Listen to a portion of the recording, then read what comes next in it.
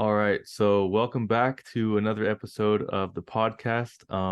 It's been a minute, and it's not been for a lack of interest. It's actually been more for interest of time, but also for not having people to really talk to and talk about important topics. But today I have a special friend.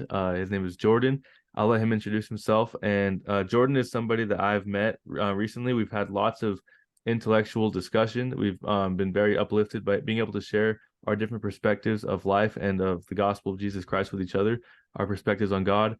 Jordan is a person that has lots of tremendous experiences in his background that have kind of prepared him to be this. In my opinion, he's like a vocal leader where he can inspire thought in other people and through thought inspire action. And I'm really impressed by Jordan's testimony, the power of the spirit that he brings. And I'll let him explain what exactly, but he's a very well studied, and he has, I feel he has a lot of credibility to the thoughts that he's going to express. So without further ado, I'll let Jordan introduce himself. Jordan, just give us your name again, what you've studied, and what is your general life experience that has led you here to be prepared for this discussion.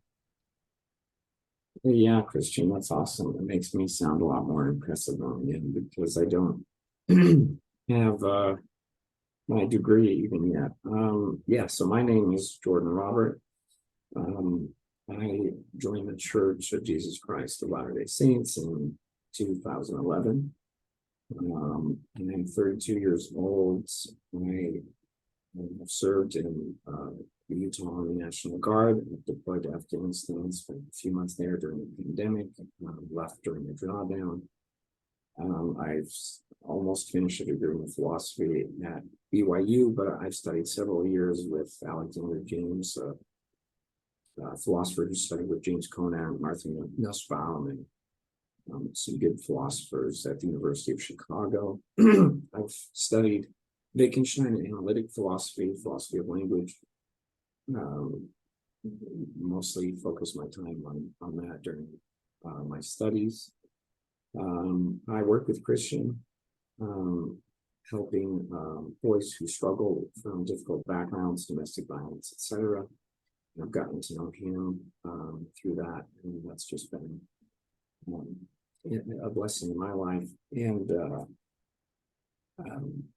also a blessing to get to know Christian, who I think speaks living oracles. He was inspired to speak messages onto people to impress them and prick their hearts, and to either confirm or disconfirm they're on the right or wrong track. And so I I have a unique pedigree. I come from a mixed family. I've also recently found and discovered more family, which has been very impactful. I've recently revisited my past and my youth. I think maybe to what a little bit of Christian was speaking to is a unique perspective that all brings. I think I've had lots of experiences to understand different perspectives because I've been blessed to get to know people who have these different opinions and perspectives, just as being a member of this dynamic family.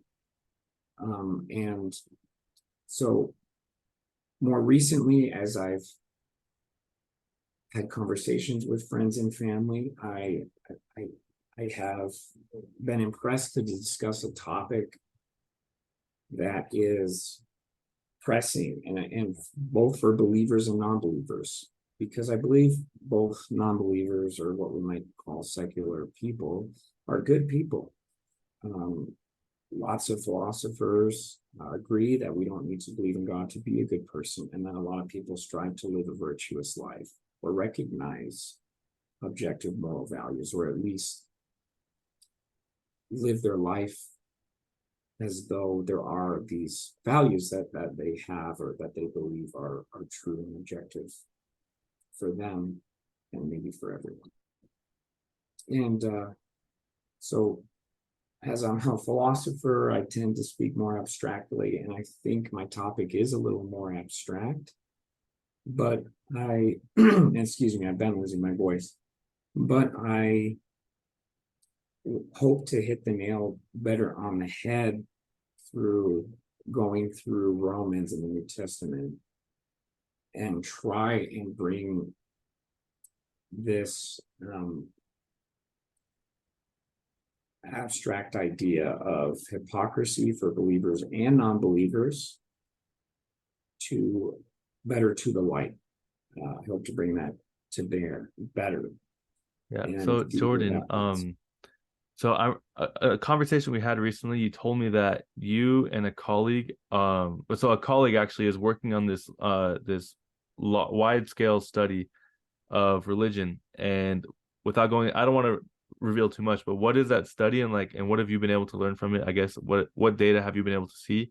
You told me that you were helping him, I guess, with this data to be able to interpret it or something along those lines.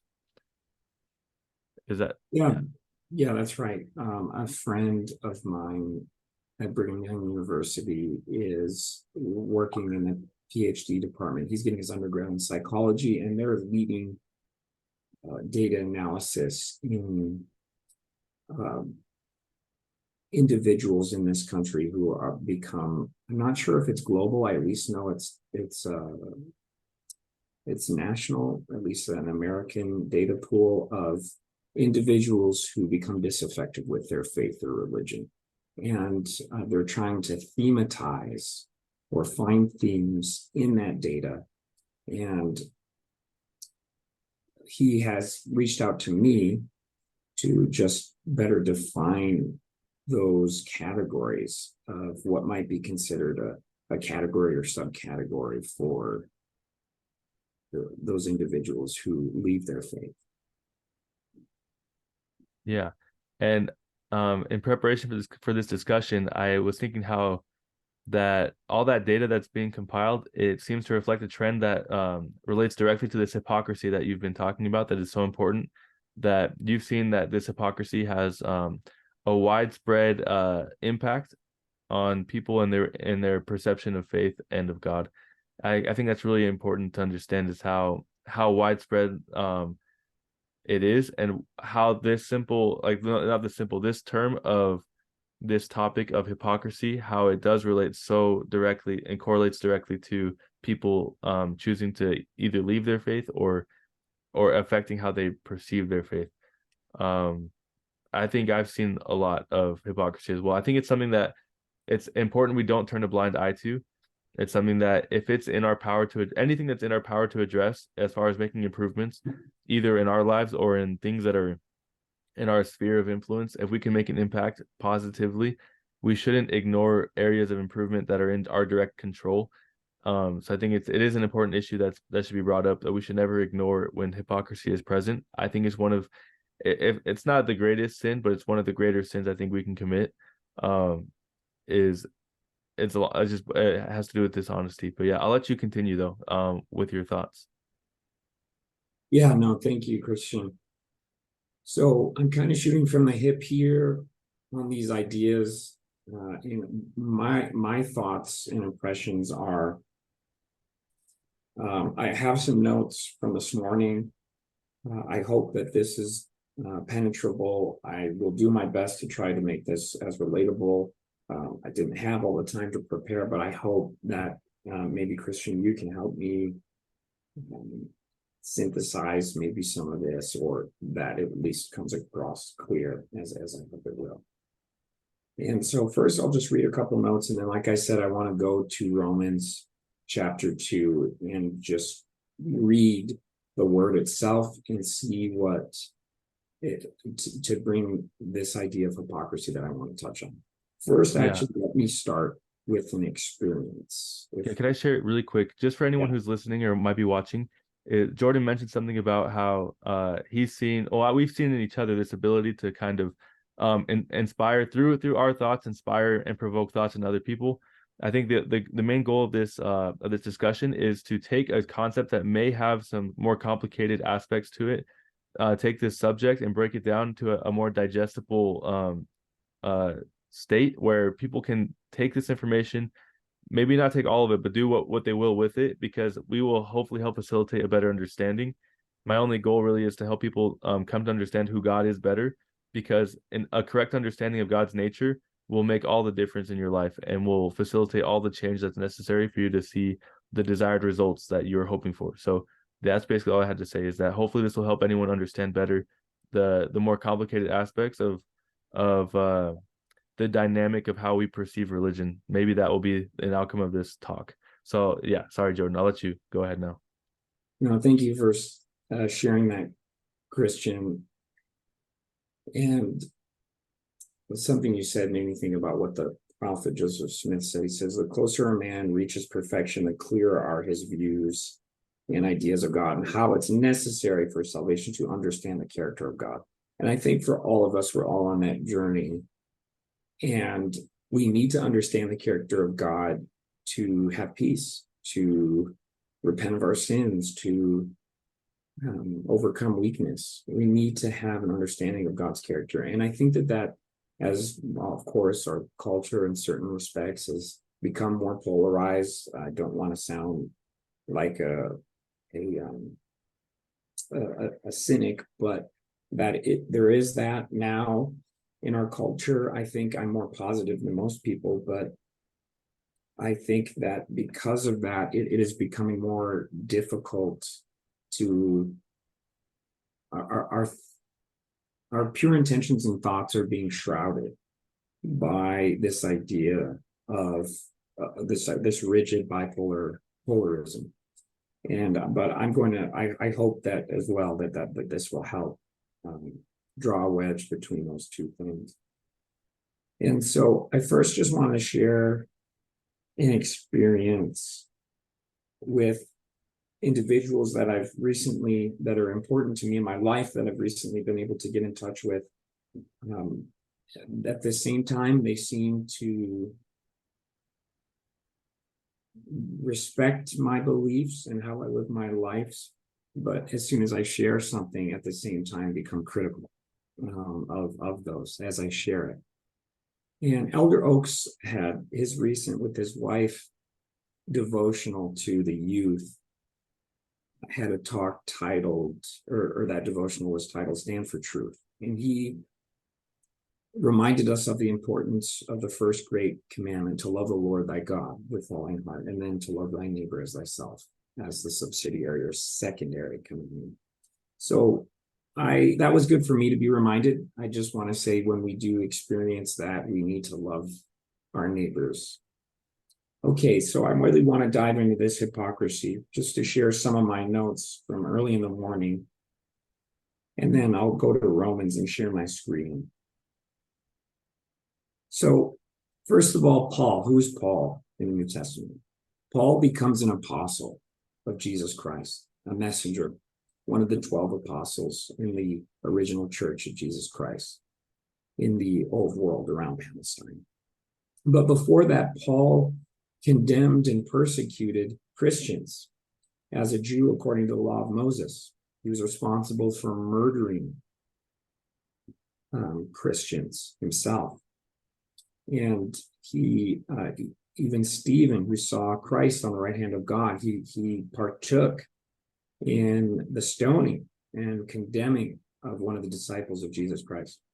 As Paul is on the road on his way to Damascus, he is converted. Jesus Christ rebukes him, and he is blinded, and he is led onto Ananias, through which he receives his sight and becomes converted to the Lord, because the Lord rebuked Paul, and he believed the vision, and he became one of the great apostles that did serve as a chief, I would say, apostle to both Jew and Gentile. Because he was a Jewish scholar, he had the intellect to help the Jews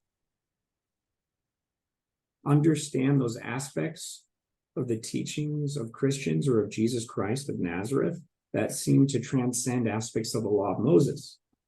For example, the token of circumcision under the covenant of Abraham or of Israel was no longer necessary after the resurrection of Jesus Christ. The abstaining from pork was no longer necessary. So there was revelation. There were laws that no longer were necessary. And so Jews were struggling with that. We struggle with that today. We still have this concept of what is culturally called the spirit of the law and the letter of the law. And that's what I want to touch on here. And so that's our context in which we're entering, the author of Romans, in the first chapter of Romans and the second chapter. And so in answer to this, we're being pretty abstract. And Christian, I hope as I continue that I can maybe get questions from you or help us stay on the right track to synthesize those points I'm trying to make. How does that sound? Yeah, just a point to make, maybe for someone who has no context or knowledge of this, is the law of Moses. Maybe if you can explain, like, I guess the historical background of where that came from, just as quickly as you can. Like, why did the Jews consider it to be so important to follow these laws that they had in place? Up until the time of Jesus Christ, the law of Moses was given by God to Moses. The Lord himself actually etched some of those commandments on Mount Sinai, known as the Ten Commandments, which Moses then received and gave to the children of Israel. And a lot of us are familiar with those. And those weren't the only commandments, those 10. There was a whole law written by Moses, inspired from God, to all the 12 tribes of Israel, to the covenant people of Abraham. And those were to be obeyed. There were consequences if those laws were disobeyed. And now came Jesus Christ of Nazareth, whose teachings transcended some of those aspects. And with that framework that the Jews or the people of Israel had, if Jesus Christ wasn't truly who he claimed to be, namely the Son of God, or who he declares himself in the Book of Mormon to be the law itself, or the law of Moses, then it would be blasphemy. But if he was who he said he was, and we believe his testimony, then it would make sense that as the lawgiver pertaining to our circumstances, he might teach a higher law or a better way, or just explain more about the law. Is that what do you think, Christian? I think that's good. I was gonna add a contemplation, just something I've been thinking about lately, is how for a long time I feel like I myself was confused, and many people might be confused as to why they would sacrifice animals repeatedly to appease God. Really, it was, in my opinion, it was a symbolism that taught us the sacred nature, like how important Jesus' sacrifice was, because not only to take a sheep or a ram or any of the animals that they had at that time, any one of those animals would have been really important and precious to the person whose it was, because that is a way of sustaining life. And back then, it was very important, because not having not having food is an issue that today is very easy to deal with, but back then is very different. So to sacrifice even one of their animals would have been a big deal. But not only one of their animals, but to take the one that was the most perfect and without blemish, how important and sacred that was. And to put it in, like, in context, you'd have to think of like the reason why we pay tithing today is to symbolize also what kind of is important to us. We should think of how they would want to symbolize how that didn't matter as much to them as their relationship with God. But anyways, that sacrifice was to symbolize how significant it was to lose something that is necessary for sustaining life. But that's what Jesus Christ was. He is the way, the life, the light, and the truth. That's just a thought I had. I don't know if I put it clearly enough, but basically how that sacrifice was to teach the people how much it mattered that Jesus was dying for them. And for them to show God how much he mattered to them more than the things that they had to sustain their life with. Just a thought. But yeah, and I'll try not to interrupt anymore, but I'll let you go in and share your thoughts from Romans. No, thanks, Christian. I think we need that. Very briefly, I will add to your testimony that the law of Moses was a preparatory law. Jesus Christ says in the New Testament, think not that I am come to condemn, or I don't know if condemn was the word, but the prophets or the law. I am not come to condemn, but to fulfill. So fulfill, well, what's that? Well, as the lawgiver, he can fulfill it. That law was, as Christians, we believe the law of Moses, the law of the sacrifice, what you said was pointing to Jesus Christ as the lawgiver, as the one perfect without sin. He inherits that right to do with the law as he pleaseth, because he is without sin. He is justified by his actions because he committed no sin. And so faith is in him. He is the way. And so that is abstract, but that is right. That's true.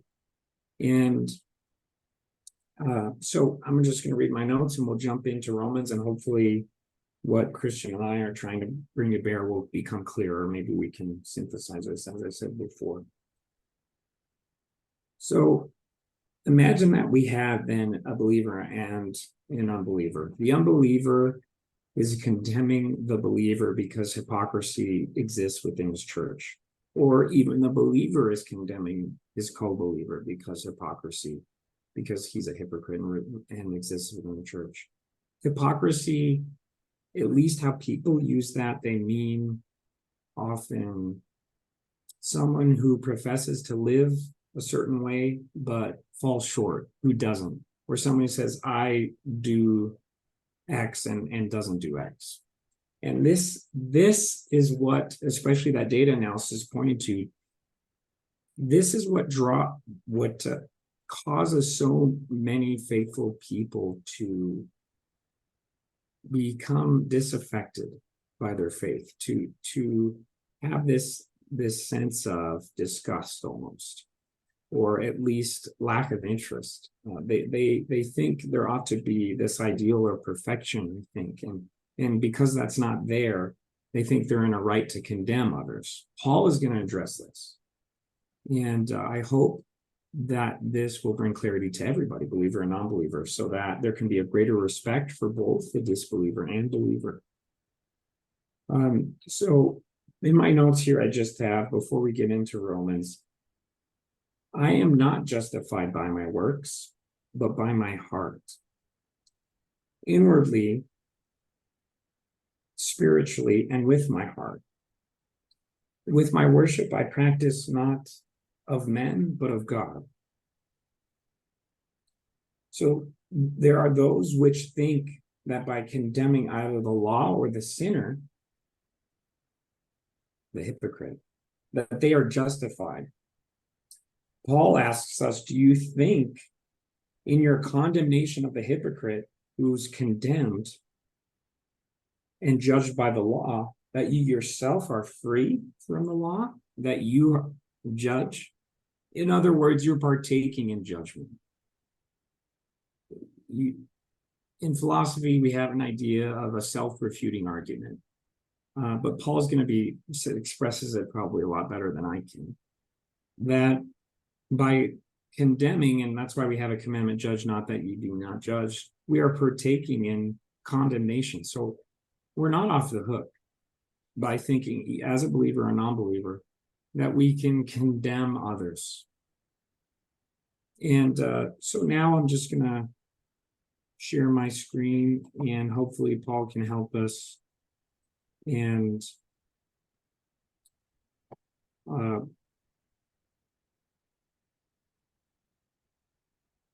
something that I've become aware of personally over the in recent let's say months or even years, but is to my own imperfections. I think it's important to have a level of self-awareness to understand that if you are a Christian, you also are disingenuous in your actions, because you will always fall short in representing God, and that makes all of us hypocrites to different levels, to different degrees. So it is important to not judge, because if you can look at someone else and judge their actions, someone else can also look at yours and judge your actions. So for example, in the LDS Church, the Church of Jesus Christ of Latter-day Saints, there's a lot of criticism of prophets and leaders, both of the prophets that are here today and also the ones that are in the history of the church, for making mistakes and maybe teaching false things or maybe doing things that were not 100% correct. But in order to judge those people, the lens also has to be refocused on yourself. And I could say honestly, by my own actions, that someone could objectively view my actions and decide that I'm not fit to be called a disciple of Jesus Christ because of my actions. And that would be a true statement. But God has chosen to forgive me, and not only me, but all of us, through his grace and mercy, and give us power to change and the ability to make new choices moving forward and to become better disciples. So it's an important thing to ponder is if you could be called a disciple of Jesus Christ by your own actions. I think the answer is not completely, but through God's grace, his atonement, we can become better versions of ourselves. And yeah, that's a thought I had. Awesome, Christian. No, thanks for sharing. That's right. I feel the truth of what you're saying behind your words, and I hope that others are able to get a sense of what it is we're speaking and communicating. So I'm going to share my screen and go to Romans chapter 2. Can you All see right. my screen? Yes. Okay. All right. So Romans chapter 2, this is the King James version of the Bible. And here's just a chapter summary from our version, but it is word for word in the King James version of the Bible. So God will render to every person according to his or her deeds. Both Jew and Gentiles will be judged by gospel laws. Again, Jew and Gentiles. Well, Jew, right? Kingdom of Judah, or referring to those people around Jerusalem and Palestine and in the ancient world, in the Middle East, in Israel, and also just the 12 tribes we could think of, the covenant people of Israel. And then Gentiles, well, Gentiles are those who were not of the literal descendants of Israel. But Paul later does say that Gentiles can be grafted into the natural olive tree or branch, that is, that we can become adopted by the house of Israel. And so, but there's still this distinction. We could use that word Gentile more liberally just to say a non-believer, because Paul and the apostles go throughout the ancient world. Paul specifically to testify before the Gentiles, those that are not Jewish, that didn't have the law of Moses, that didn't have the scriptures, what we now know as the Old Testament, and to expound both the gospel, those things from the Old Testaments, and also the teachings of Jesus Christ. And so that's that context there. So, a quick question: why did the Gentiles not receive the gospel until after Jesus Christ had been resurrected? So, what was, I guess, the reasoning, or in your understanding, what reason was there for not sharing the gospel with the Gentiles? I don't know if I know that answer. I'm sure a lot of scholars or individuals have a response. I just know that Christ said, appointed in the New Testament, that the gospel, his teachings, should go first to the house of Israel. After his death and resurrection, Peter, the chief apostle, then received a vision, and in which then it came time for the gospel to go to all of the world, to Gentiles. The revelation was received, and Peter taught that, and Paul also, that God is no respecter of persons. Anyone who worketh righteousness is accepted with him, Peter said. Yeah, I agree. I think that principle is really important. You just said about how those who will do righteousness will receive more of the blessings of God, or something like that. But I remember reading in the New Testament as well as the Old Testament. And by the way, we have about 10 minutes left of this conversation. So first is there's a widow that the prophet Elijah visits and asks to be fed with the last portion of her grain and after she does that, then she is blessed with an eternal supply, basically a never-ending supply of both grain and oil. Um, if I remember, I don't remember exactly where she's from, but He's a she wasn't. Gentile. Yeah, exactly. She's a Gentile, She received a witness of God and his existence, as well the woman at the well that Jesus taught. I believe it's like Samaritan. John chapter like maybe 4 or something like that. And she received a message of the gospel as well. I think generally speaking, the gospel was meant for the Israelites first and then to go to the Gentiles. I think one of the reasons I've thought about that why that might be is simply because those people were in practices like idolatry and other things, like basically doing witchcraft or other things that they weren't going to treat the gospel with the proper respect that it deserved, and they would have perverted the teachings and maybe lost those teachings over time, anyways. And so God waited until there was a time where they would be ready for those teachings. That's maybe an answer, but that's a thought that I think people have had and maybe not have had an explanation for. So I thought maybe we should try and explain it, but I don't know the full answer. I think that's just the context that I've been able to read out of the scriptures. That's great, Christian. I think that's right. I was just also thinking, well, God needed to pick out a people on the earth, and that takes time, people to learn his law. And it was probably good for him to focus maybe on one specific place in the world to do so. All right, let me jump into it with our limited time. Yeah. Therefore, so I'll try and maybe change this to a little more modern language, but you can read the old English if you want to, just for the sake of our viewers and for a wider audience. So, therefore, you are inexcusable, O man, speaking to everyone generally, whosoever judges, for wherein you judge, how you judge, you condemn yourself, because you that judge does the same things. We all fall short of the glory of God, Paul teaches. Okay, so so, and then he goes on to say, but we are sure that the judgment of God is according to the truth against them which commit such things. So he's saying it's good to have the law because it does give you a reference point to be able to have judgment, right? So that's the use of the law. It goes on.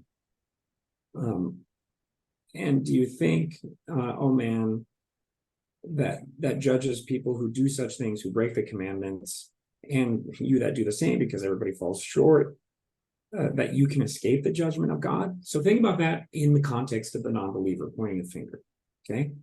Or the Gentile, or let's just maybe think about that in a second. So I'll just skip to 5. But after your hardness and impenitent heart, treasure up unto yourself wrath against the day of wrath. So let's say the condemner, he who's condemning, has a hard heart. They're just, I'm so annoyed with you. I hope God, smites you at the last day. They're filled with that, what they think is righteous indignation. And impenitent also just means that their heart isn't open. And that's the Jew. You could think of maybe that as the Jew or the person who has a knowledge of the gospel. So, but then Paul goes on describing all these virtues that you have to have, even if you have that knowledge. And to be a heart of heart in having that knowledge of the law, which gives you the ability to judge, isn't good. And so he goes on with these virtues. Impenitent just means not humble, right? Like penitent is humble. Yeah, close. Like somewhat. Penitent heart. So if you're penitent, you're open to correction. Yeah. Okay. So, and then he goes on. So here it is. There is no respecter of persons with God. So again, think about that. Both believer and non-believer, Jew and Gentile. If God's no respecter of persons, we're all on the same playing field, my friend. Again, we really, both of us have no right to point a finger, even if one has the knowledge and is obedient, but we're all hypocrites. So let's try and learn from what Paul is saying. For as many have sinned without law shall also perish without law. And as many have sinned in the law shall be judged by the law. So even if you don't have a knowledge of it, you're still going to perish. And if you have a knowledge of it, you'll be judged by it because you know those things. For not the hearers of the laws, those who hear it and obey it, are just before God, but the doers of the law shall be justified. So again, even if you have the knowledge, but you don't do it, you're not justified unless you do it. So don't point a finger or even be thinking about that unless you actually do it and not only teach it or have this hard heart. Now let's for the sake of time, I think I can finish up here in a minute. Yeah, you got about 4 minutes left. Yeah, I've got my time here. For the name of God is blasphemed among the Gentiles through you, as it is written. He's talking to the Jews here, because he's saying if you have knowledge of the God and you're supposed to live the law of Moses or the law of the gospel for those believers out there, those Christians, if you don't do the law, you're blaspheming it to those who don't believe. And that is why they do point their fingers at us. So he's drawing everybody in here. He's leaving no individual out, in my opinion. So now talking about circumcision, which was the token in which, male genitalia was circumcised. And we practice that in America and Israel today. So he says, this was according to the law of Moses, had to be fulfilled. It says, for circumcision verily profiteth if you keep the law, but if you break the law, then the circumcision is made uncircumcision. It doesn't matter if you were circumcised at all. Therefore, if that uncircumcision keep the righteousness of the law, shall not his uncircumcision be counted for circumcision? Now we're getting that inversion. The individual who keeps the law, even though he be not temporarily circumcised, the Gentile, it still counts to circumcision for him. So at that level, the law dissolves. There is some level here where it doesn't matter, where you're justified by your heart, which is what the gospel of Jesus Christ is all about, and I'm trying to get to here. Therefore, if the uncircumcision keep the righteousness of the law, shall not his uncircumcision be counted for circumcision? Last verse here, and shall not uncircumcision, which is by nature, if it fulfill the law, judge you, who by the letter in circumcision does transgress the law. So now he's saying, be your own judge. Stop pointing at others. Be your own judge. If you don't yourself fulfill the law, but are circumcised, then be ye yourself the judge. So you see, there's really no way we're in a position here to be the ultimate judge, who is Jesus Christ. So finally, but he is who is a Jew, which is one inwardly who has the law or the gospel and has knowledge, and circumcision is that of the heart in the spirit, and not in the letter or the law itself, whose praise is not of men but of God. That has a lot to do with hypocrisy. That's what I've been trying to get to. I hope this has been educational. I've been trying to I see these points that he's making, and I wish I had an ability to say it better, but No, you've done a great job. I was going to add one last point. This is with the minute we have left, that I was in the mission and we were talking about obedience to the rules that are set for missionaries. Like, for what reason are you obedient? And the question that was posed is, are you obedient because you want success? Are you obedient because you want to have baptisms as a missionary? Or are you obedient because you love God? And I think that's what it's talking about, is that, and the verse 29 is, whether you're doing it outwardly or inwardly, is it because you want people to see you being obedient so that people can know that you're righteous? Or is it because you love God, and simply because you love God, you are living the way that God would like you to live because you love God? I think it's a really good question. The fundamental question of all of this Christianity, religion, or whatever, is, to what extent do you love God, and what are you willing to do about it? And if you don't love God, you're not really that far behind everyone else. Everyone else is still learning. We're all in the process of learning to love God and giving our hearts to him. But you have to ask yourself, do you love God? And if not, why not? But if you do, ask yourself, why do you? Or what would lead you to love God if you don't already? And those are just some questions maybe to contemplate. I want to say thanks to everyone who maybe stuck around to the end, and to Jordan for sharing your thoughts. And I'm sure this won't be the last. This will be just the first of many times we'll be able